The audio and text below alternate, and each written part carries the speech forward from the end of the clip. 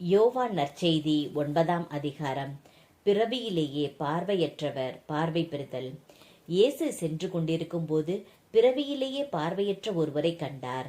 ரபி, இவர் பார்வையற்றவராய் பிறக்க காரணம் இவர் செய்த பாவமா, இவர் பெற்றோர் செய்த பாவமா என்று இயேசுவிடம் சீடர்கள் கேட்டார்கள். அவர் மறுமொழியாக, இவர் செய்த பாவமும் அல்ல, இவர் பெற்றோர் செய்த பாவமும் அல்ல, கடவுளின் செயல் இவர் வழியாக வெளிப்படும் பொருட்டே இப்படி பிறந்தார். பகலாய் இருக்கும் வரை என்னை அனுப்பியவரின் செயலை நாம் செய்ய வேண்டியிருக்கிறது. இரவு வருகிறது, அப்போது யாரும் செயலாற்ற இயலாது. நான் உலகில் இருக்கும் வரை நானே உலகின் ஒளி என்றார். இவ்வாறு கூறிய பின் அவர் தரையில் உமிழ்ந்து உமிழ்நீரால் சேர் உண்டாக்கி அச்சேற்றை பார்வையற்றவருடைய கண்களில் பூசி, நீர் சீலோவாம் குளத்துக்குப் போய் கண்களை கழுவும் என்றார். சீலோவாம் என்பதற்கு அனுப்பப்பட்டவர் என்பது பொருள். அவரும் போய் கழுவி பார்வை பெற்று திரும்பி வந்தார். அக்கம் பக்கத்தாரும் அவர் பிச்சை எடுத்து கொண்டிருந்ததை முன்பு பார்த்திருந்தோரும், இங்கே அமர்ந்து பிச்சை எடுத்து கொண்டிருந்தவர் இவர் அல்லவா என்று பேசிக்கொண்டனர். சிலர் அவரே என்றனர். வேறு சிலர் அவரல்ல, அவரைப் போல இவரும் இருக்கிறார் என்றனர். ஆனால் பார்வை பெற்றவர், நான் தான் அவன் என்றார். அவர்கள், உமக்கு எப்படி பார்வை கிடைத்தது என்று அவரிடம் கேட்டார்கள். அவர் அவர்களை பார்த்து, இயேசு எனப்படும் மனிதர் சேறு உண்டாக்கி என் கண்களில் பூசி சீலோவாம் குளத்துக்கு போய் கண்களை கழுவும் என்றார். நானும் போய் கழுவினேன், பார்வை கிடைத்தது என்றார். அவர் எங்கே என்று அவர்கள் கேட்டார்கள். பார்வை பெற்றவர், எனக்கு தெரியாது என்றார். பரிசேயரின் கேள்விக்கணைகள். முன்பு பார்வையற்றவராய் இருந்த அவரை அவர்கள் பரிசேயரிடம் கூட்டி வந்தார்கள். இயேசு சேறு உண்டாக்கி அவருக்கு பார்வை அளித்த நாள் ஓர் ஓய்வு நாள். எனவே எப்படி பார்வை பெற்றாய் என்னும் அதே கேள்வியை பரிசேயரும் கேட்டனர். அதற்கு அவர், இயேசு என் கண்களில் சேறு பூசினார், பின் நான் கண்களை கழுவினேன், இப்போது என்னால் பார்க்க முடிகிறது என்றார். பரிசேயருள் சிலர், ஓய்வு நாள் சட்டத்தை கடைபிடிக்காத இந்த ஆள் கடவுளிடமிருந்து வந்திருக்க முடியாது என்று பேசிக்கொண்டனர். ஆனால் வேறு சிலர், பாவியான ஒரு மனிதரால் இத்தகைய அரும் அடையாளங்களை செய்ய இயலுமா என்று கேட்டனர். இவ்வாறு அவர்களிடையே பிளவு ஏற்பட்டது.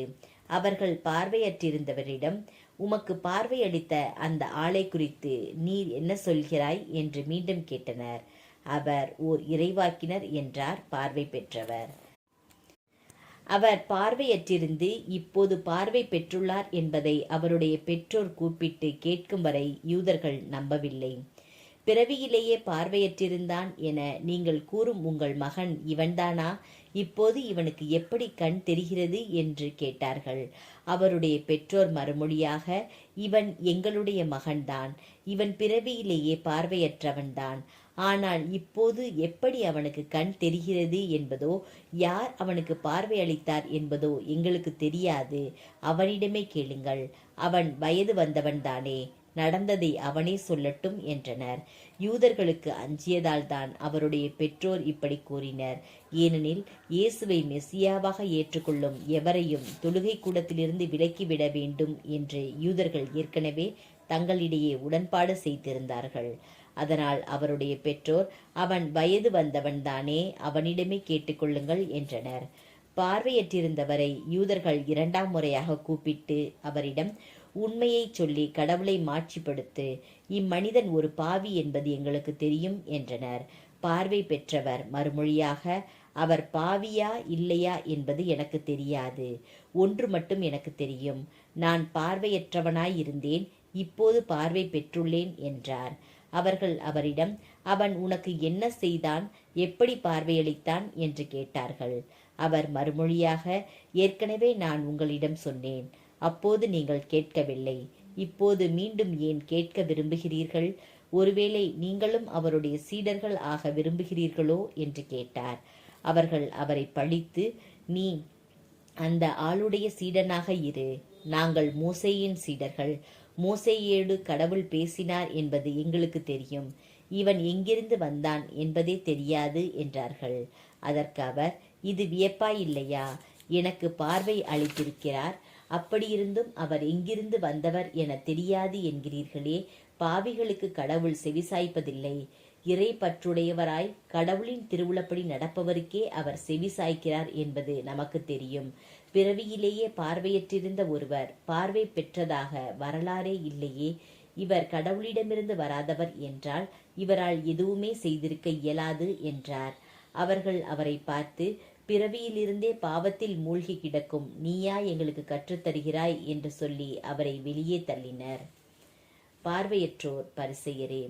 யூதர்கள் அவரை வெளியே தள்ளிவிட்டதை பற்றி இயேசு கேள்விப்பட்டார். பின் அவரை கண்டபோது, மானிட மகனிடம் நீர் நம்பிக்கை கொள்கிறீரா என்று கேட்டார். அவர் மறுமொழியாக, ஐயா, அவர் யார்? சொல்லும், அப்போது நானும் அவரிடம் நம்பிக்கை கொள்வேன் என்றார். இயேசு அவரிடம், நீர் அவரை பார்த்திருக்கிறீர், உம்மோடு பேசிக் கொண்டிருப்பவரே அவர் என்றார். அவர், ஆண்டவரே, நம்பிக்கை கொள்கிறேன் என்று கூறி அவரை வணங்கினார். அப்போது இயேசு, தீர்ப்பு அளிக்கவே நான் இவ்வுலகிற்கு வந்தேன். பார்வையற்றோர் பார்வை பெறவும் பார்வையுடையோர் பார்வையற்றோராய் ஆக்கவுமே வந்தேன் என்றார். அவரோடு இருந்த பரிசேயர் இதை கேட்டபோது, நாங்களுமா பார்வையற்றோர் என்று கேட்டனர். இயேசு அவர்களிடம், நீங்கள் பார்வையற்றோராய் இருந்திருந்தால் உங்களிடம் பாவம் இராது. ஆனால் நீங்கள் எங்களுக்கு கண் தெரிகிறது என்கிறீர்கள், எனவே நீங்கள் பாவிகளாகவே இருக்கிறீர்கள் என்றார்.